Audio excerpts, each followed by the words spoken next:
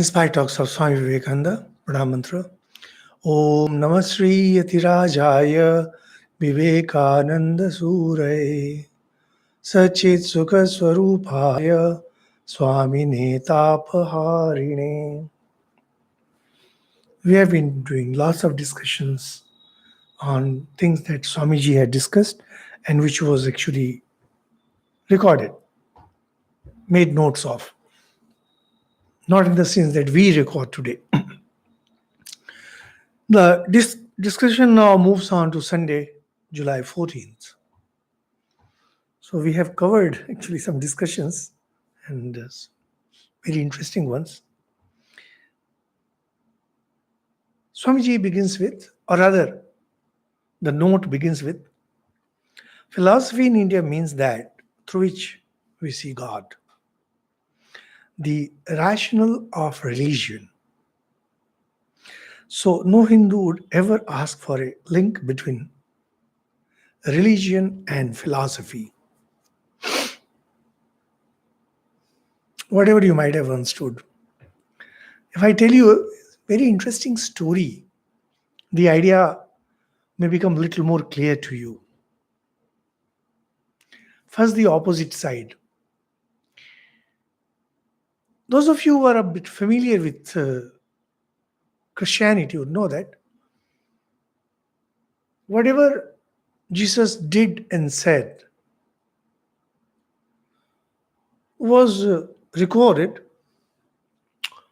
after he was crucified by 4 of his disciples. And there are lots of negative comments about the authenticity, but as far as we are concerned, we means we monks, particularly of the Ramakrishna mission, we have no issues with that, because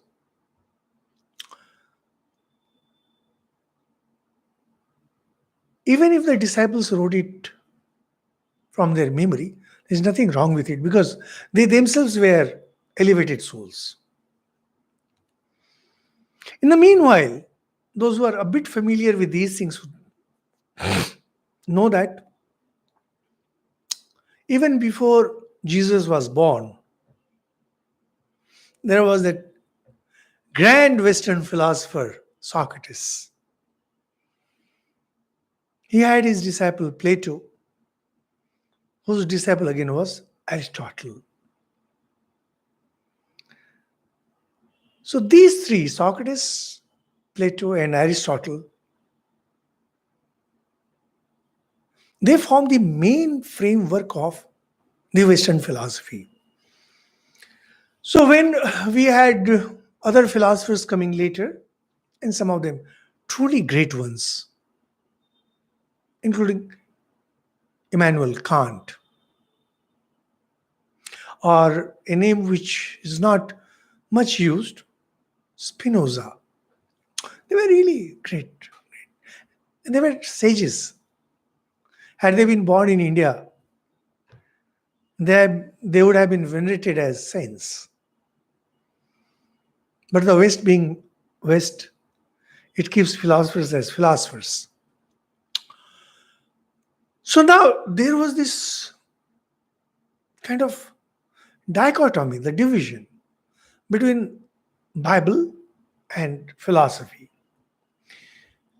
But in Bible, not everything was covered. Anyone who has given even the most cursory look at the New Testament would know that.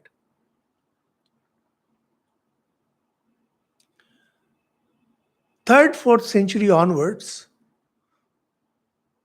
particularly when church started becoming powerful,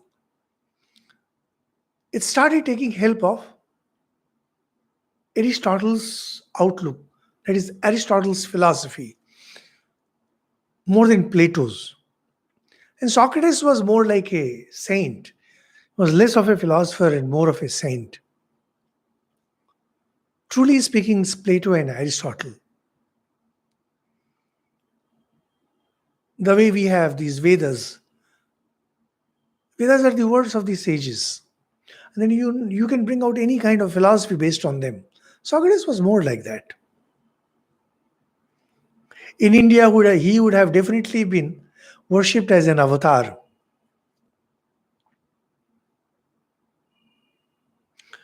Now, there was a great Christian father, Thomas Aquinas. He was, he was in 13th centuries.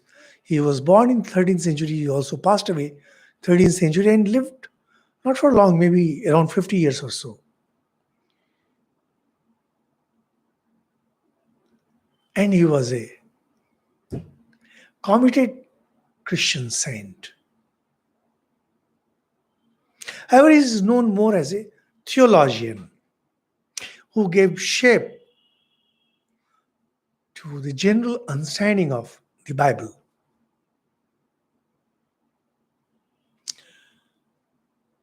Thomas Aquinas based his philosophy on Aristotle's outlook and tried to present the ideas of Bible, or rather try to justify them through Aristotelian arguments. And there's a very interesting story. Now, once he was invited by the king of Italy, if I'm not wrong, but he was king.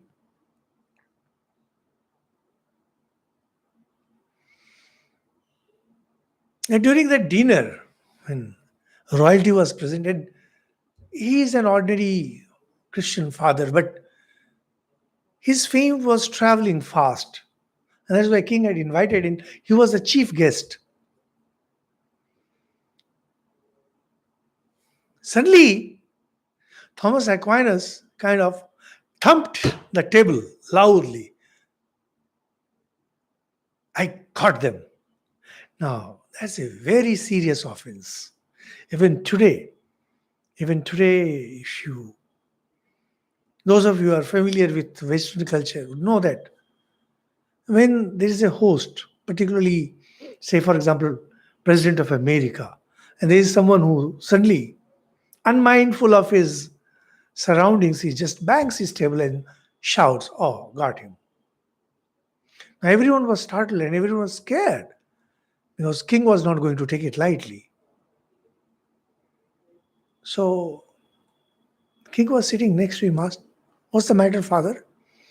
Said, "I got an argument that will silence these critics who do not want to accept the presence of God." See, this problem of believing in God, believing in church, is a very old problem. The king, fortunately, did not take any offense. He said, "Fine, I'll ask my steno to take down your arguments right away so that you don't forget it."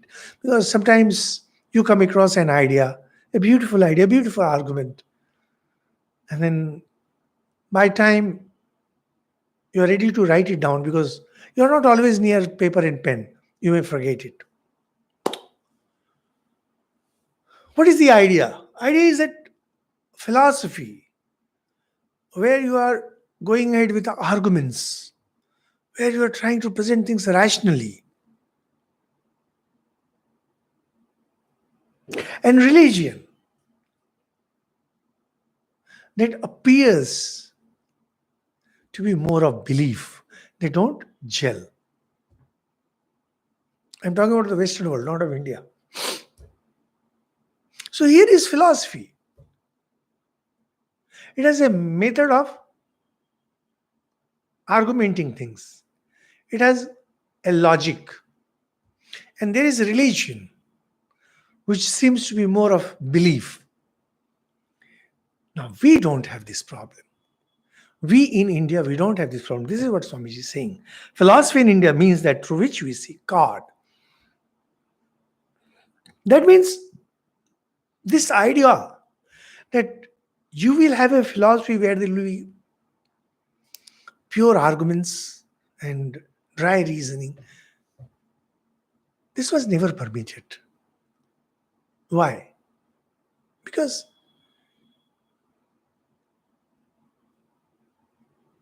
India believed in the Vedas. India believed that the spiritual truths that are there in the Vedas, they're eternal and they were discovered by the sages. However, because so many sages have contributed in the corpus, it is obvious that there would be contradictions, or our limited understanding will see contradictions in that. So, what the later philosophers, which we have mentioned many times, six major philosophies, what they did was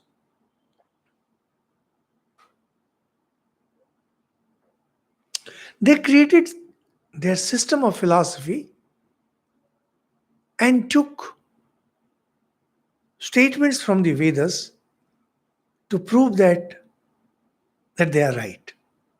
This is very interesting. In the West, you use philosophy to prove that religion is correct.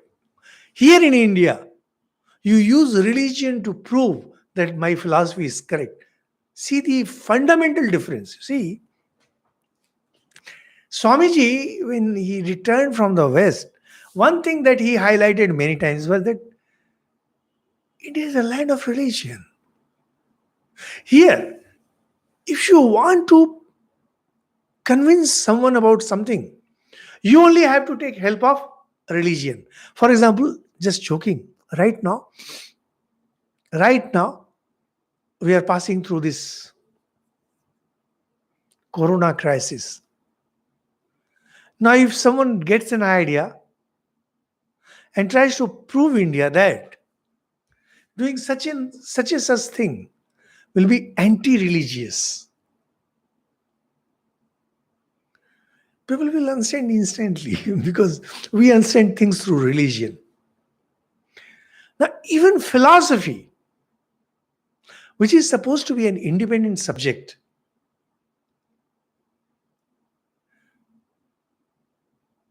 is actually meant in India to point at God. Anything that you do, see, that is the beauty of India. When you cook food, you cook for God. When you build a house, you build for God.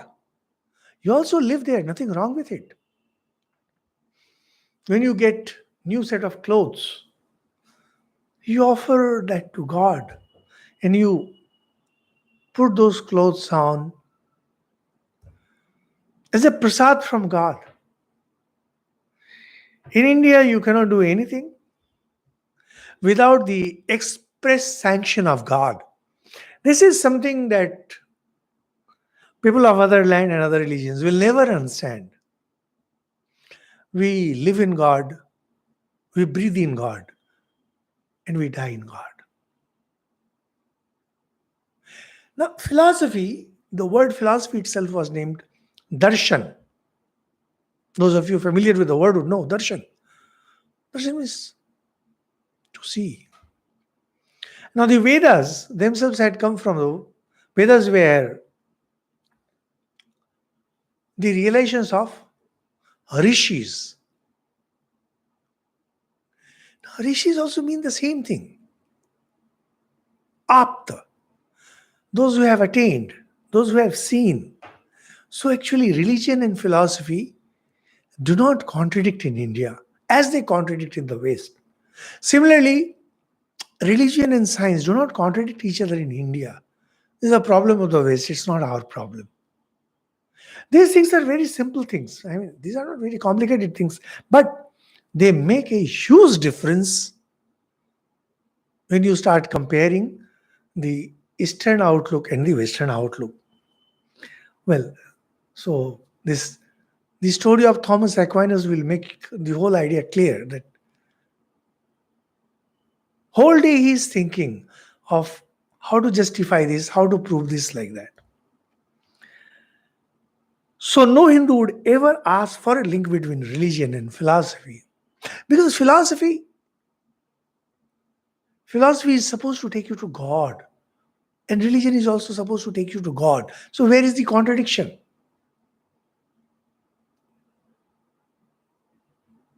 Cooking, cooking by a housewife, now they are known as homemakers, they are also supposed to take you to God. A woodcutter who has done only that cutting the woods, he expects that by being true to his profession, he will go to God. Whatever act, whatever your thought process, ultimately it is supposed to go to God. So there cannot be any contradiction. This division, this dichotomy, is a Western problem. Unfortunately, we in India. So when we say today, young generation asks, is religion scientific? You say that if your science does not take you to God,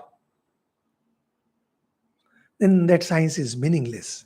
See, there's a very interesting statement in Bhagavatam, a very sacred work, where Narada, a great sage, comes and tells Vyas that any literary work that does not talk about God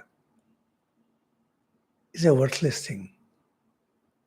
The way you throw away the West for the crows to eat, such words are just like that. And he said that it was then that Vyas got down to writing Srimad Bhagavatam after he had written the Mahabharata. I hope the idea is clear.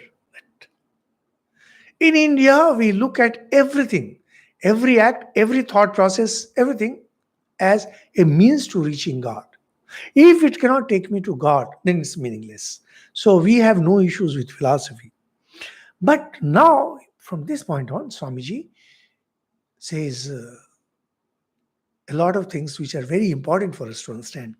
Concrete, generalized, abstract are the three stages in the process of philosophy. Nowadays, I find that quite a few young people are listening to our talks, and sometimes they take these sentences and put on social media. It's nice, good. Shows that they are understanding things. Swami says, concrete, generalized, this will be explained. Abstract are the three stages in the process of philosophy.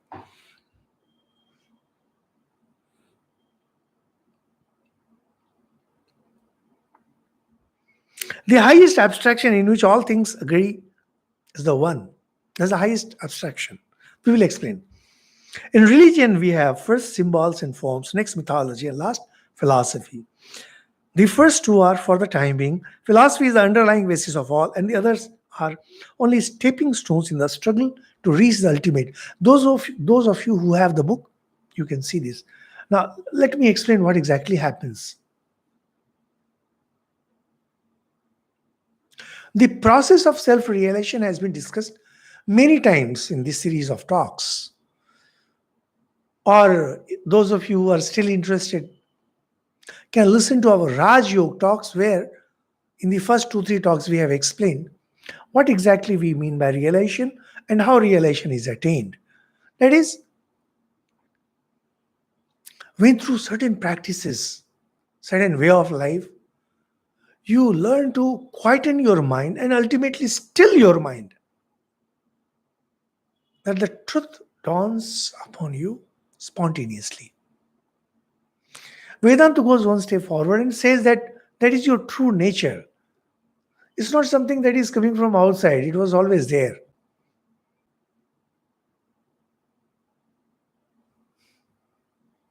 Now, those of you familiar with Sri Ramakrishna's biography would know this, that Sri Ramakrishna experienced God through various paths, through various means.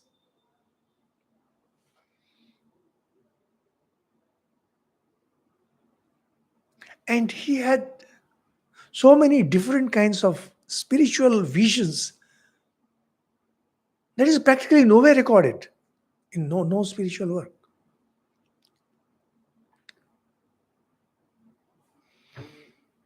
Can we duplicate this?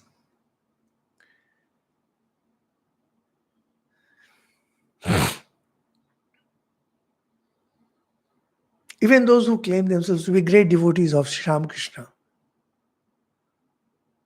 can they really duplicate what Sri Ramakrishna did? His different kinds of samadhi, his God intoxicated stage. Can people do it? They cannot.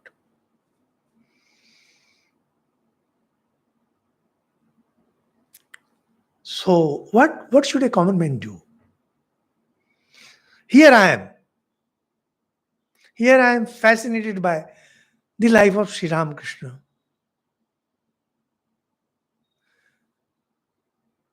I want to walk on the same path of spirituality.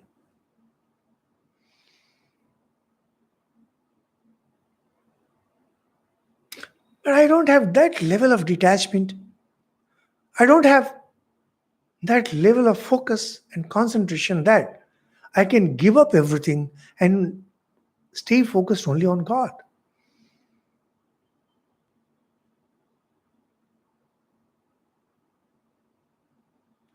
When people see monks in India, one of the two reactions come. One,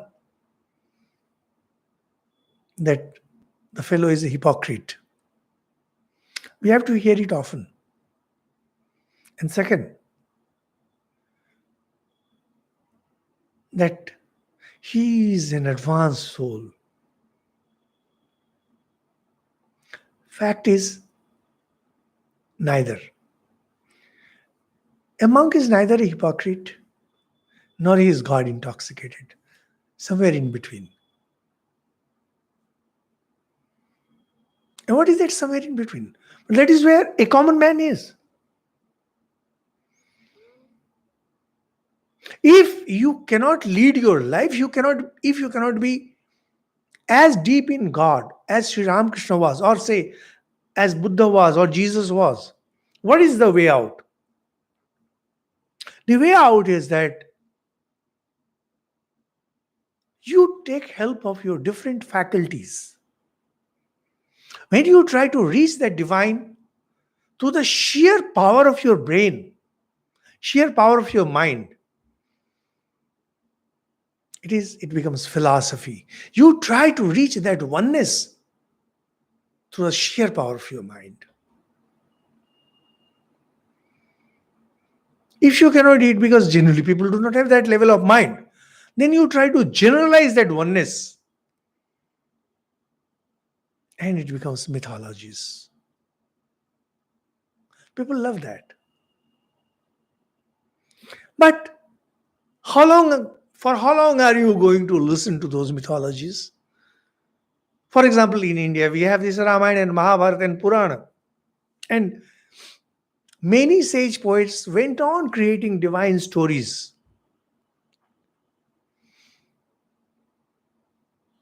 But ultimately, people have to turn back to Ramayana and Mahabharata and to some basic Puranas.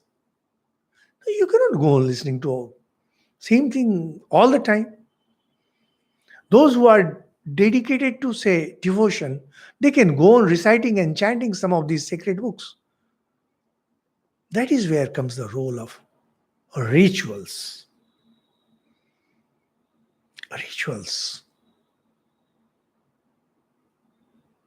These are, as Swami says, concrete. Highest level is realization, where your mind completely stops and you become one with the divine.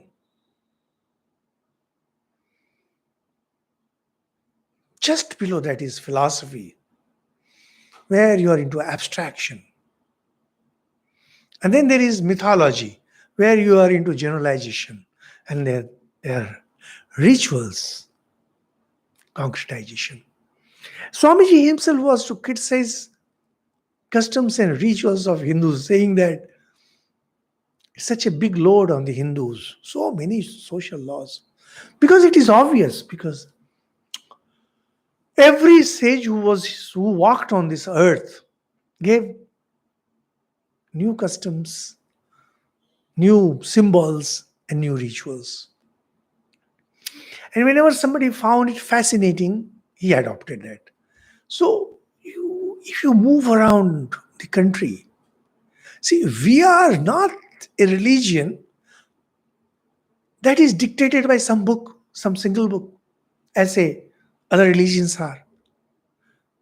We are an open society. We are truly democratic in religion. Tell any Hindu that this is the way to reach God, he will accept it. If you ask others, they will try to look in their holy books, whether or not it is permitted or whether or not it is prohibited.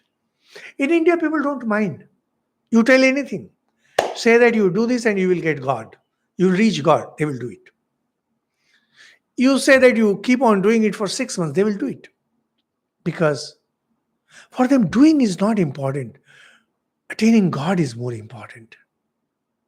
And concrete. See, I remember one very interesting incident. Many years ago, it was more than, I think, 25 years ago.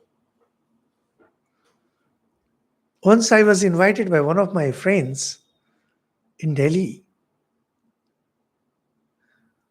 to deliver a short talk to, not a short talk, to deliver a talk to some of his friends who belong to more or less good society of Delhi. I sent an email and 25, 30 people came and I gave a very good talk. And maybe I was too immature 25 years ago.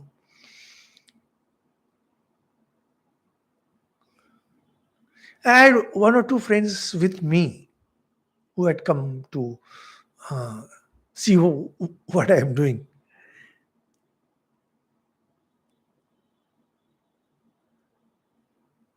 After that talk, my friend, after some days said, "You don't have marketability."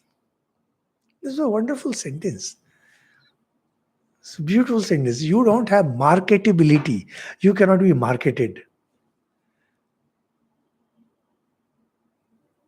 At that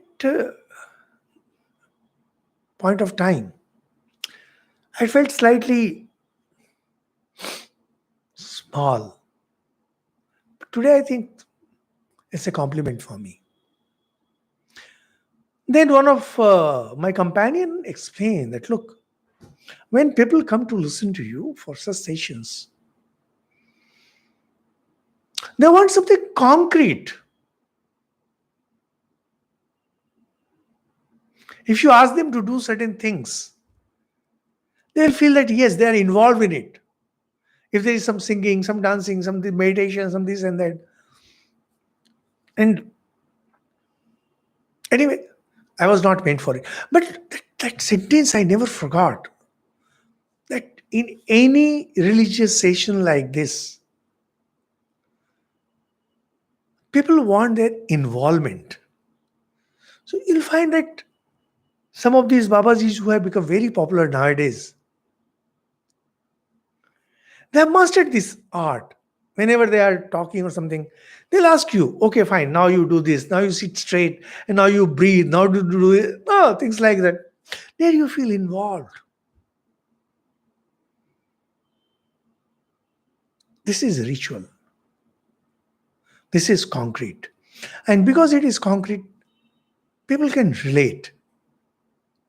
Ultimately, when it comes to spiritual matters, excepting for a few, most people are very ordinary. Their understanding is very ordinary. They cannot hold on to really grand ideas. So they need either mythologies or rituals. And as for mythologies, you will know that India is master. I mean, no religion has created such a mass of mythological literature. We have mythologies. You go to any place in the country, anywhere you go. See, recently, I read in newspapers that two of our states, Andhra Pradesh and Karnataka, are having a big fight over where Mahavir Hanuman was born. There's that Kiskindha and Pampa Sarovar. I am told that in South there are three places that claim Pampa Sarovar, where Sri Ramchandra met Mahavir Hanuman. And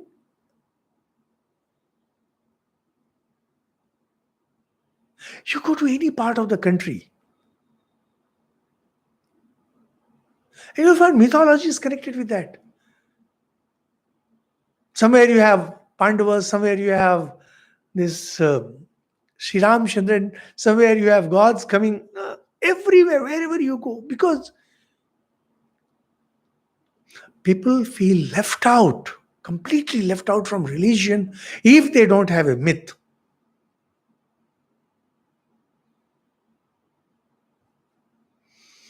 The great psychologist Carl Jung came up with this. Every person must have a myth. We have a myth about us. When it comes to locality, if you don't have a myth, you will have to create a myth. Unless you have a myth, the society cannot survive. You need to have myths. And you need to have rituals. Without rituals, you can't survive. Every school has its rituals. When the school starts, there are certain rituals. Every society, say military has its rituals. Every society, when I mean society, any group, they will have rituals. Once I was invited to deliver a talk at one of those Indian Medical Association people. I did not know that that was the first time I was speaking before them. And they began with Vedic chants. That is their mantra. These are also rituals. When people drink wine in the Western world, they also have rituals. They clink their glasses together. Rituals, you just can't live without rituals.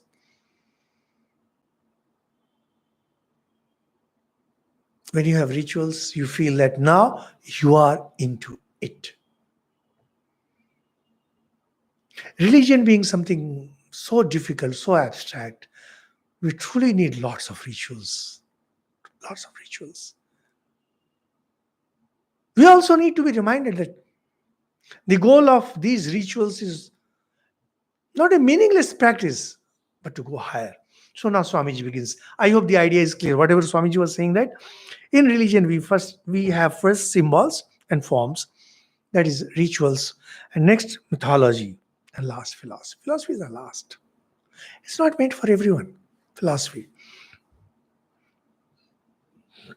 The first two are for the time being. Now this is something very important. Whether it be mythology, whether it be rituals, they are for the time being. We Hindus know it. Others don't.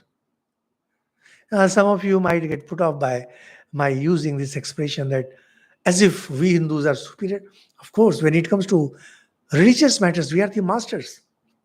I'll tell you something very personal. It looks a bit odd.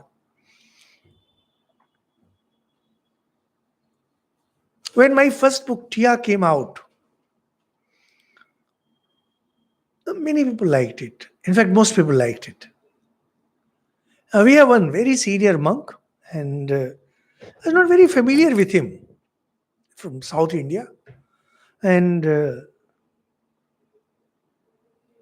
I was informed by some junior members that Swamiji wanted to meet me. He had come from Mysore. Anyway, I went to meet him. Now, you might have noted that my full name is not written there. It's just Samarpan.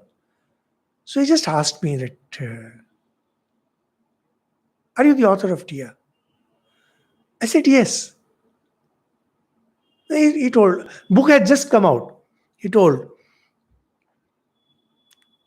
I had guessed so. And it's very interesting that more than 20 years ago, I had been to Mysore just for 2 days. And this great monk, he remembered my name, Samarpanananda. And when he saw on the back cover that is written by a monk, He thought that it might be me. It's amazing, unthinkable. These some of these great monks, they just leave me awestruck. And then he said, brother, here is modern day Purana. I never forgot that sentence. Never. Tia is a modern day Purana. So when I wrote Kratu, I made sure that it's a modern day Purana. Because every age needs its own mythologies. Every age needs its own rituals. When I wrote The Hindu Way, some of you might have read that, I was creating a new way of life. Because these are temporary. These are not my words. Swamiji himself is telling that the first two are for the time being. So mythologies, rituals, social conduct. Now, when people condemn Manusmriti for saying whatever he said, they're totally wrong. Manusmriti is supposed to be for the time being. We are not like the rules of, say, Christianity or Islam that are cast in stone. For us, spiritual truths and the philosophy based on them, they are eternal. Everything else is for the time being. So more stories we create, as that great Swamiji, I'm so grateful to him. And then he said, I'm proud that one of my brothers from the organization has written a book like this. It's modern day Puran. Now, I had not written with that idea. I felt so good. Because that is the idea. Every age must have its mythology. And most of the religions are today fossilized simply because they don't have modern day mythologies, they don't have modern day rituals, and worst of all, they don't have modern day way of life.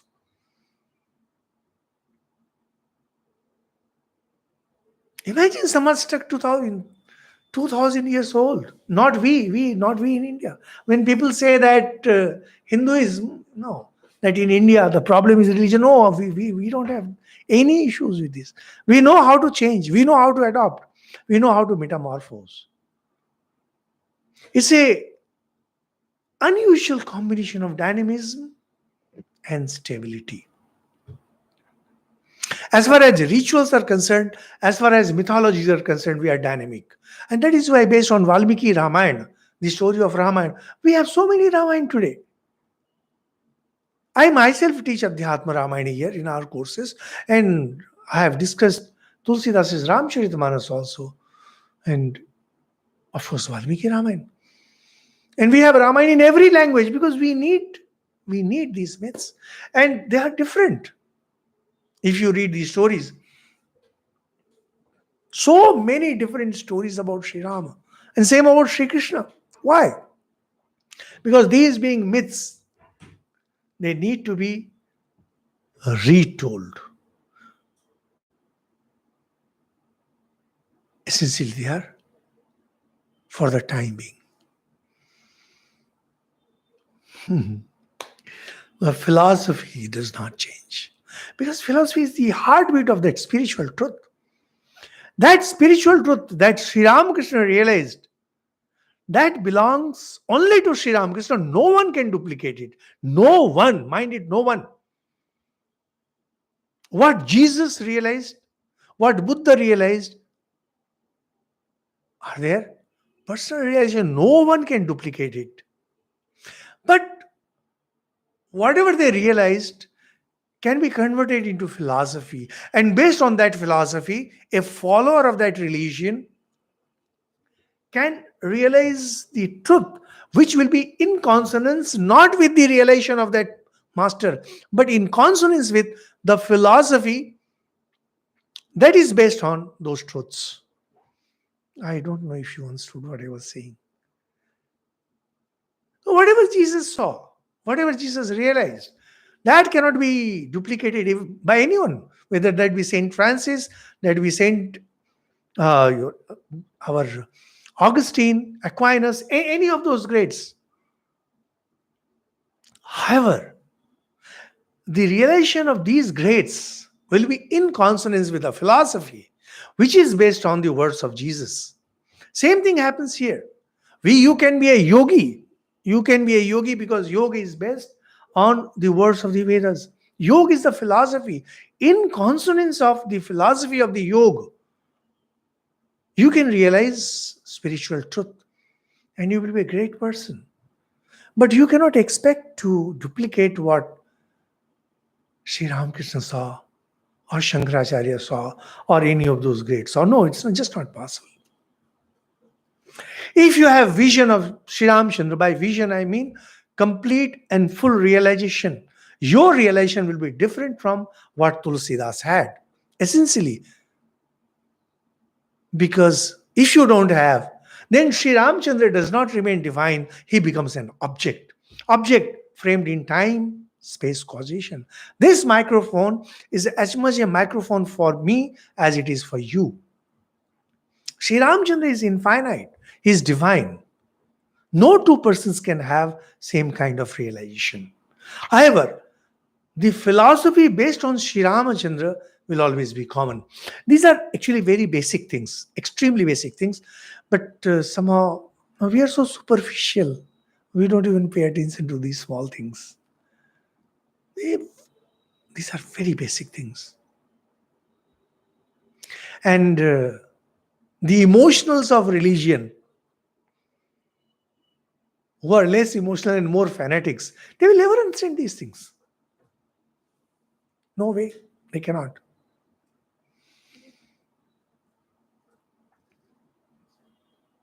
Then comes, and Swami says that, and the others are only stepping stones in the struggle to reach the ultimate. So now, I hope you understand that whether it be rituals or it be mythologies, these two, they are like stepping stones to take you to philosophy. Once you have reached that level of philosophy, you are now ready to go beyond. Rituals can never take you to realization. Myths can never take you to realization. It's only the philosophy that can take you to realization. You would be very lucky if you are directly involved into the philosophy. It will only mean that maybe in previous births you had your preparations. However, if you find someone, see, today is a particular day. Was the date today? I'm forgetting. Whatever the date. But as far as Hindu calendar is concerned,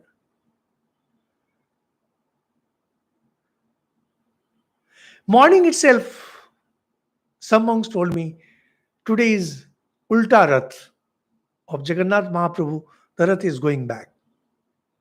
Then someone told me that today the gods go to sleep for 4 months. Then then I started remembering when I was a kid, we had this ritual and that ritual because Chaturmasya is going to be spiritual activities become less and less for the next 4 months. And marriages, etc., are no more conducted for the next 4 months. Imagine the number of rituals connected with today's some Ekadashi, some Asad Ekadashi. It's a special date. So many things happen from starting this date. Now, whole India celebrates it in different forms. We do not even know of all the rituals. Actually, it does not affect. When people think that rituals are meaningless, they are not. Some way they are connected. In these 4 months, the next 4 months, sadhus in earlier times, generally they used to settle down at some place for 4 months and have spiritual discussions and religious discussions. They are roaming about, then wandering about. That used to stay put for these 4 months. In Western religion, the idea is that without the New Testament and Christ, there could be no religion. Here comes the blow from Swamiji. This is true of other religions too.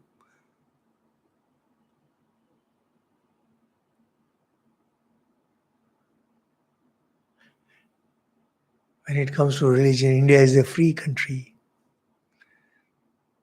The Vedas, in Vedas itself, we find that once you reach a level, you realize that Vedas are only the stepping stone. You go beyond them. You go beyond rituals. You go beyond myths. Then you realize that it does not matter whether Shri Ram had lived or not. These are those noble myths that made you spiritual. You don't deride them. You don't laugh at them. At the same time, you know that that is not the ultimate truth. When you were in primary school, you thought everything was at primary school. And when you went to college, you realized it was the primary school that succeeded in sending you to that level. You don't laugh at the primary education. It made you ready for that. Rituals and mythologies are very important. So, but the problem with Western religion is that New Testament and Christ, without this, how can you have religion? So they are stuck up both in mythologies and rituals.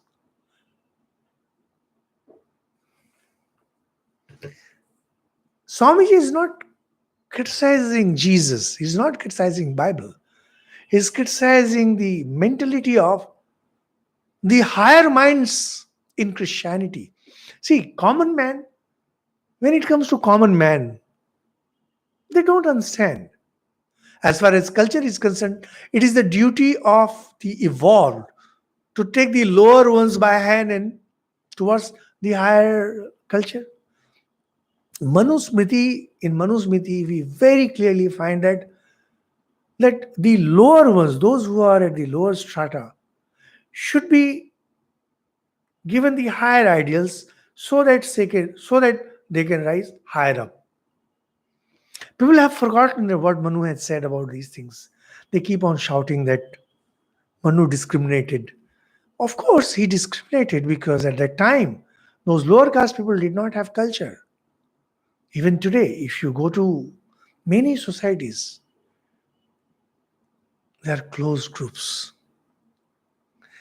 Even in social media, you'll find closed groups. Similar belief exists in Judaism with regard to Moses and the prophets. And same with Islam, same thing. They cannot think of their religion without the prophet and without their holy book. Not the Hindus. Because these religions are dependent upon mythology only. This is a very powerful statement coming from Swamiji and difficult to digest by the other religious people and different to really, very difficult to understand. Those of you who might have studied Srimad Bhagavatam, I have a huge series of talk on the Bhagavatam, unfortunately in Bengali. Bhagavatam is a big work with 12 books. The 10th book is known as the story of Shri Krishna. It's very famous Dasham Skanda. Skanda is book. Swamiji has repeatedly said that all these religions, Christianity, Islam, Judaism, Zoroastrianism, they're just like our Puranic religions. Actually, if you go deep, if you try to understand what is being said, you will see that the Puranic religion, that is the 10th book of Bhagavatam, and the ideas that, for example, we have these Vaishnavas, and we have these new sects of Vaishnavas in India, for whom Krishna is everything and Bhagavatam is everything. In Bhagavatam also, 10th, that is the everything. actually absolutely the same idea you find in these Semitic religions. Absolutely same.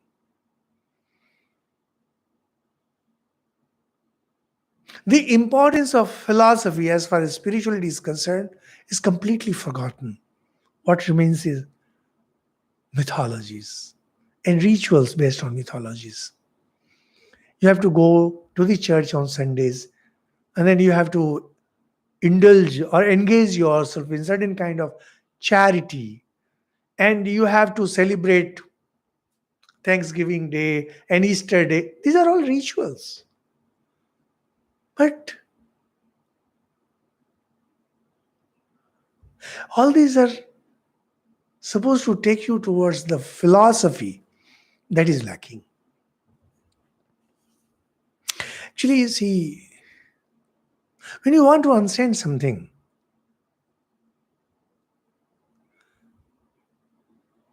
you cannot involve emotions.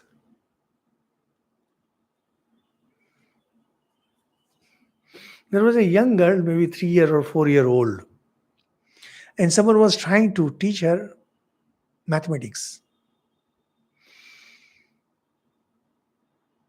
And he told, supposing there are 4 chocolates, and I divide those chocolates equally between you and your brother, elder brother, how many you will get? It was idea of division.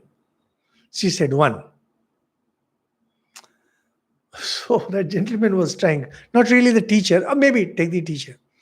He was trying to convince this young girl, no, you see, if there are 4 chocolates, and if you divide equally, they become 2. And the young girl says, you don't know my brother. He will always snatch one from me. I will get only one. It's a very funny story. Now, when you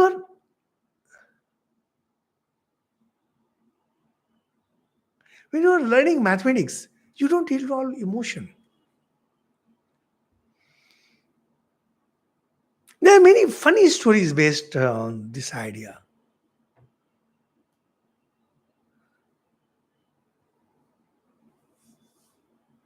You don't involve emotions in these things. You want to know a subject, learn that. Don't bring in emotions. This is it. Semitic religions, they are based only on mythology. Real religion, the highest, rises above mythology. It can never rest upon that. Obviously,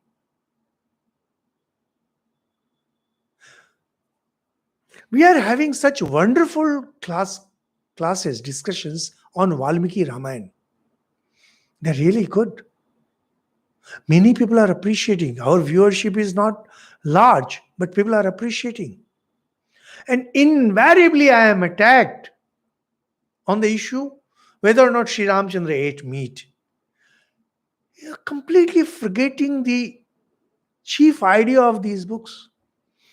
Valmiki Ramayana belongs to the category of mythologies, that is Ityas. We don't call them stories, the technical term is Ityas. And the purpose of Ityas, very clearly mentioned in our scriptures, is that these are stories that try to impress upon you the ideas of the 4 goals of life: dharma, artha, kama, moksha. The idea is to make you spiritual. Now, if Ramachandra ate meat, or if he didn't eat meat, how does it matter with you? If Swami Vivekananda ate meat, now somebody is saying to me one PDF file that someone is doing a PhD research on what Swami Vivekananda has talked about meat eating. Are these issues?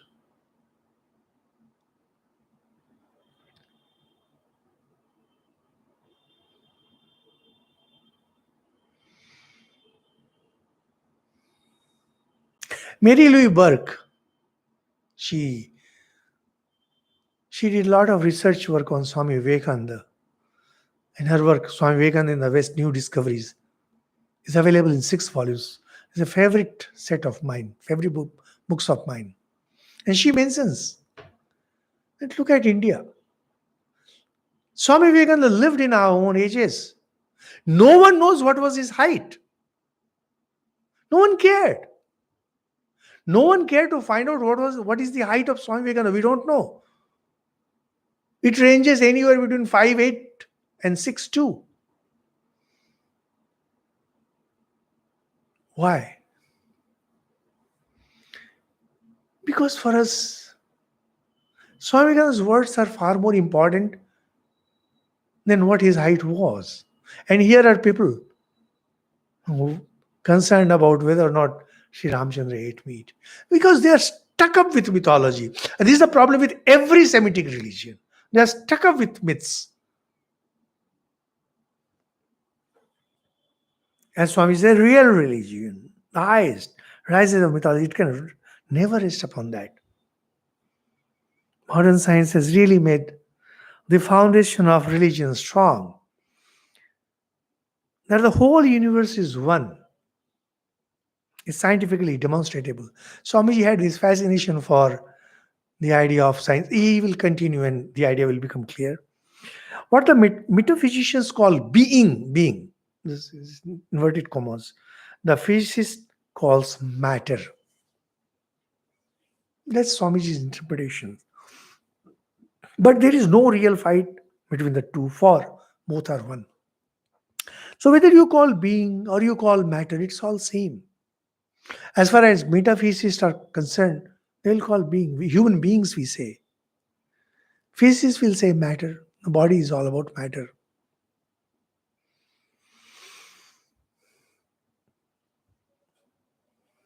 Though an atom is invisible, unthinkable, yet in it are the whole power and potency of the universe. Now, my dear listeners, if you have the book, you can underline this sentence. Because in this sentence, we have the history and future of the then physics. Swamiji is talking in 1895. The history of physics was, I don't know if Swamiji knew about it. There were the realists who opposed the idea of atom. No one, Swamiji used the word invisible. And these really said, since no one has seen the atom, why should we believe in it? Although persons like Dalton had come up with the theory of atom. Then Einstein came up with a very simple experiment to demonstrate the existence of atom. Scientists were not ready to believe that atom exists. What Swamiji is talking here is from the theory of Dalton. That matter is made up of atoms. And atoms were indivisible. Swamiji is talking about invisible. Because that was the belief of some of the scientists.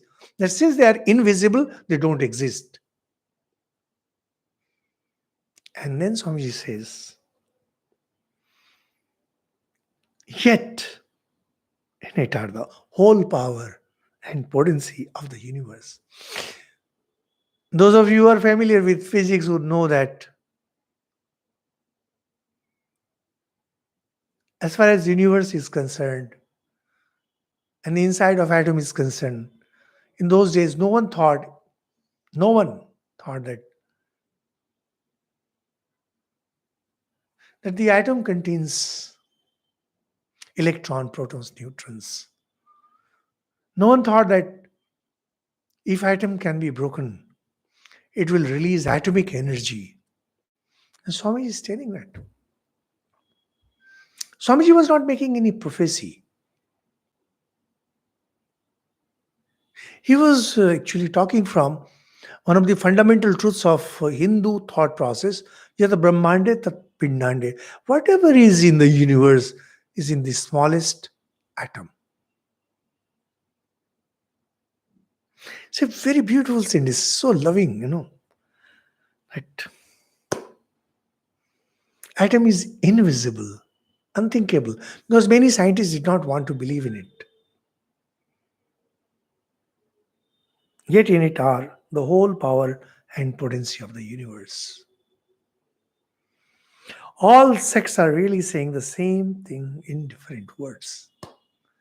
What Swamiji is saying that ultimately if you try to understand the harmony, the way physicists are telling the same thing as the metaphysicists, ultimately every religion, every sect is talking of the same thing. Choice of words are different. From there, Swamiji moves on to saying how Vedanta and physics are similar. This topic we will take up in the next talk. Thank you. Om Shanti Shanti Shanti. Hari Om Tat Sat. Shri Ramakrishna.